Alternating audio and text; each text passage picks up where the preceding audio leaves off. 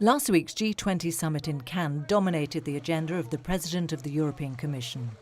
José Manuel Barroso, along with European Council President Van Rompuy, represents the European Union, which is a full member of this gathering of the world's 20 most powerful economies. In the margins of the summit, President Barroso actively participated in several consultative talks with the euro area members present at the G20, the European Central Bank and the International Monetary Fund, with the aim to provide answers to latest developments in Greece and Italy. The G20 summit itself focused on the debt crisis in Europe and on putting the global economic recovery on a firmer footing. President Barroso reaffirmed the EU's determination to continue to do what it takes to preserve the stability of the euro.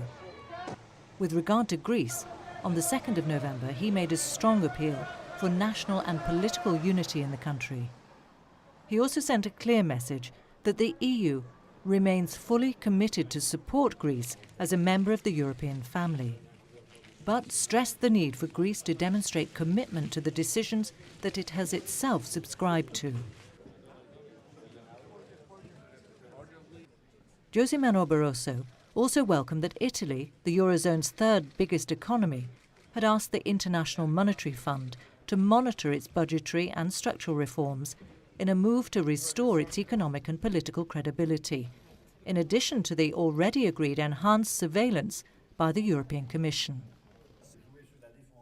In the joint EU press conference at the end of the summit, President Barroso welcomed a number of important results of the G20 summit, notably the adoption of an ambitious action plan for growth and jobs, the agreement to increase the global firewall against contagion by looking into options to bolster IMF resources, the fresh and pragmatic approach chosen to save the Doha round, and the fact that the financial transaction tax, which the Commission is pushing in Europe, has been discussed and referred to in the G20 communiqué.